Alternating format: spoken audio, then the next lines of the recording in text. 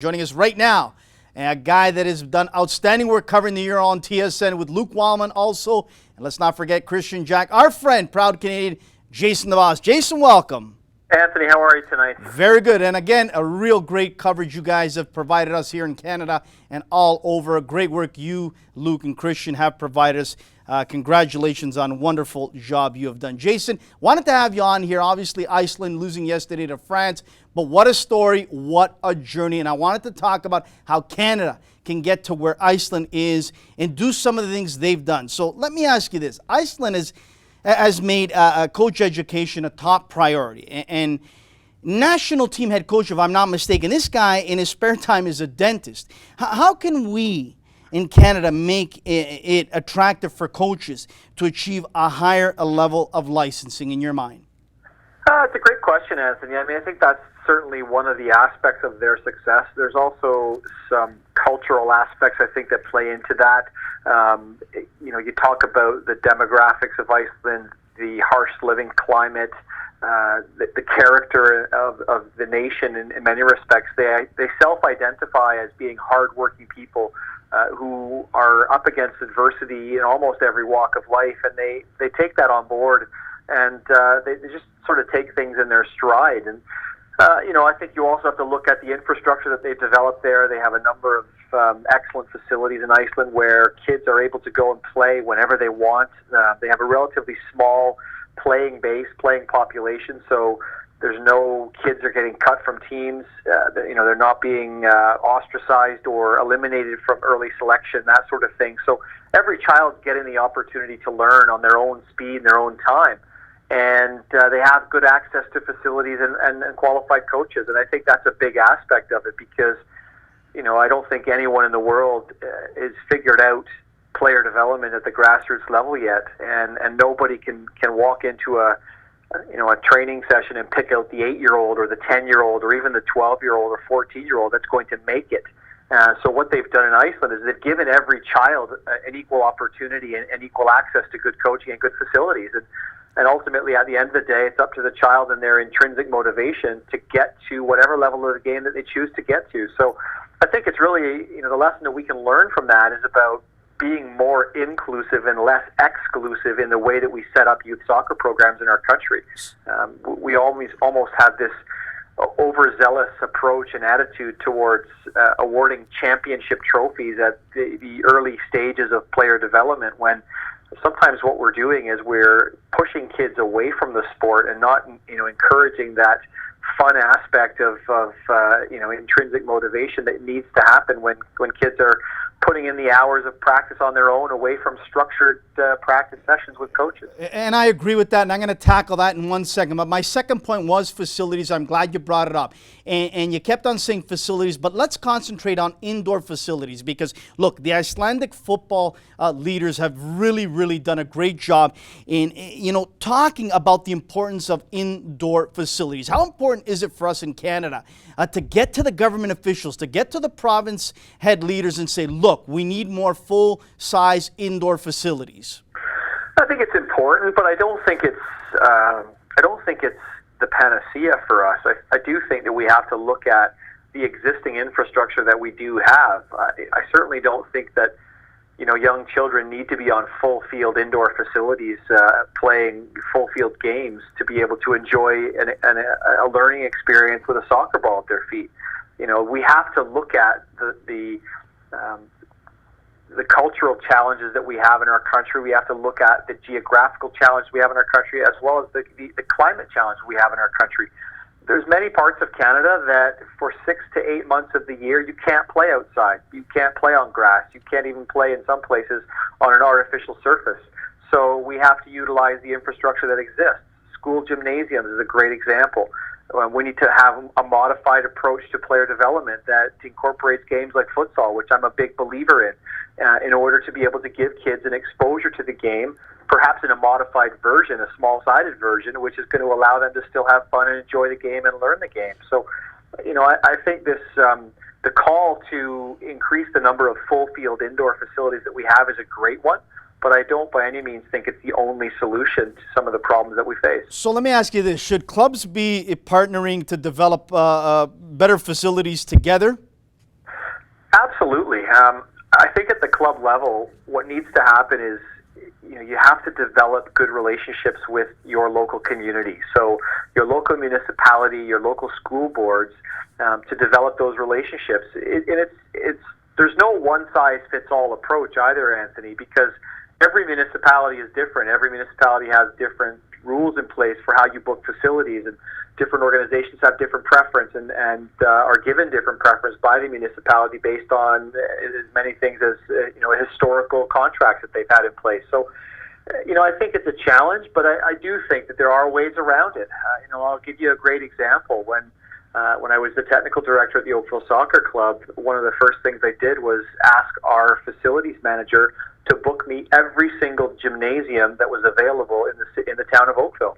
And she did that, and as soon as we had that inventory, we then put in place a futsal program for every age group in our club, so that kids could go out and play and enjoy the game, perhaps in a different version to what they become accustomed to on a full-sized field. But it's still the game of futsal, which is very similar to the skill set you need to play outdoor soccer. So, it was a smashing success, and the kids loved it, and the coaches loved it, and it gave the kids something to look forward to that was a little bit different from some of the training that they maybe done in the past. So I think these are solutions that we have to be open-minded about. I don't think anyone in the world has figured out player development yet, and every country has its own cultural challenges. Every country has its own infrastructure challenges, coaching challenges, player challenges that have to be specifically adapted to the uniqueness of that country. And we're no different. You look at Canada, we can't say, let's do what Iceland did, or let's do what Spain did, or let's do what Wales did, because it won't work, because they're different countries with different demographics, different cultural approach to sport, different infrastructure, different climate. And we've got to create a uniquely Canadian player and coach development model that's going to work given all of those factors that we have in Canada. So, Jason, I keep hearing nonstop for the last 20 years or so, there's not enough money put into coaching education. There's not enough money there to pay some full-time coaches at clubs and academies. And I got to tell you, I've got two boys that finished playing a number of years with a number of trophies and medals in my basement that are collecting dust. And I got to tell you, I believe, and I'd like your thoughts on this, that I think we can save a lot of money in, getting rid of these banquets from, let's say, of the ages 10 and up. No more banquets. Save a ton of money there. No more trophies. You want to give out a couple medals, that's fine. But I think you can save a ton of money that way. That's one way. Another way is we need to get to our local city MPPs, councillors, and say, look, these prices that you're charging for clubs and academies per hour to rent the indoor facilities is outrageous. This needs to change. Am I off base, Jason? I think there's definitely a number of solutions we can look at, Anthony. In terms of the banquets and the trophies and the medallions that get handed out, I think we have to be really careful that we continue to take a holistic approach to player development. What we can't do is say we're only going to focus our resources on the chosen few. We're only going to put all of our money and our resources into developing elite players, because ultimately, I think as a nation, we have a responsibility to offer our sport to as many people as possible who want to enjoy that sport. And a big part of it, certainly at the recreational level, is that sense of community, that sense of community pride, and being able to come together as a community with your teammates and with the wider group to be able to celebrate the game and celebrate being part of that community. But I do think that there are absolutely ways that we can save money in terms of putting it towards better uses. And as you well know, I've long been an advocate of coach education. Spent a considerable sum of money in myself on my own coach education process, and will continue to do so because I find it very valuable. One thing we have to perhaps maybe shift our mentality away from is this concept that a professional coach has to command a full-time salary. You look at a lot of these countries around the world, they have professional coaches who get paid a very small amount of money to coach, but they still have qualifications. They still have an education in the game. They still continually have an ongoing, open-minded approach to educating themselves as coaches. This notion that coaching education is a destination is completely flawed, in my opinion. coach education is a journey, and it's one that never really stops because the game continually changes. The more you learn about coaching, the more you realize you don't know, and hopefully the more it stimulates your appetite for more learning. And that's certainly what I have found on my coaching journey, and it'll continue to go on that way, I'm sure, because, I think as a coach, you owe that to your players. You owe it to yourself to provide them the best environment, the best opportunity possible, the best experience with the game. The only way you're going to do that is if you continue to learn about the game. Jason, just before we let you go, I really appreciate your time. Let's talk a little bit more about the parents. You mentioned them early on. And I feel for a lot of the coaches out there that really want to develop a player and really want to see the end product after they have left to go off to university, NCAA, semi-pro, pro, you have it. But you and I both know, and I want you to speak to the parents. I wish I could do it all over again with both of my sons, and I would absolutely go to a coach that really, truly wanted to develop my sons and not to a coach in a club that all they wanted to do was win an Ontario Cup, an OISL trophy, a championship, and not care about developing every single player. And what happens is, Jason, I've seen this, I've experienced it. You get a clique of parents that 4 or 5 of them think their kids are above and beyond better than everyone else, and they deserve to win championships and trophies. Let's leave and go to another club because they're winning, and our kids will get that fame and fortune. Meanwhile, that coach is busting his tail trying to develop everyone. Talk to the parents, Jason. Yeah, I think that we have to educate parents about what player development really means and what's actually important to them. And I use the analogy of their education in school as a great metaphor for their development as soccer players because, our goal as a parent who sends their child to an educational facility is not to celebrate them getting a mark when they're in grade 4. Or grade 5 or grade 6. Obviously, we want them to continue to learn and to develop the skills they need to progress to the next stage of their education so they can graduate and go to the next grade and then so on and so forth. Hopefully, they then go on to, elementary school, they progress to high school. Beyond that, if they so choose, they can go to a post-secondary education, a university, a college, or enter a trade. What we really want as parents of children is for them to continue to learn. And I think far too often what happens with coaches who overemphasize the results of games or winning a trophy or winning on an Ontario Cup is that they put all that learning aside and they chase the short-termism of getting a result right now. And oftentimes that result comes not because your child has learned how to play the game, but because of advanced biology. They are physically more developed than their peers. They have an advantage because they are bigger, stronger, and faster.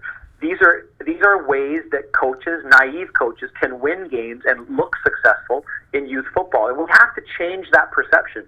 We have to get the parents to understand that winning's not a bad thing, and we shouldn't be saying it's bad to win games because it's not. That's ultimately the goal of the game.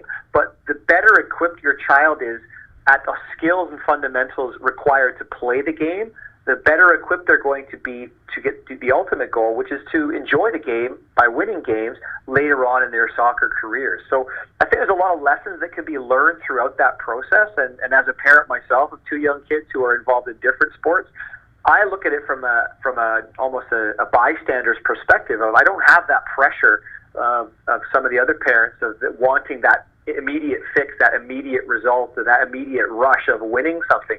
I want my kids to learn, and whatever sport they're involved in, those lessons are then transferable to life and everything else that they do in their education. Something tells me, Jason, as we let you go, I could hear it in your voice, the passion, the desire to do something more. You're a wonderful analyst. You break down the game wonderfully. You do a great job on TSN. But something tells me, I haven't even ever asked you this, I believe you want to get into the coaching profession full-time, whether with a club, an academy, maybe at the national level, at the provincial level. Is that a desire you have eventually one day?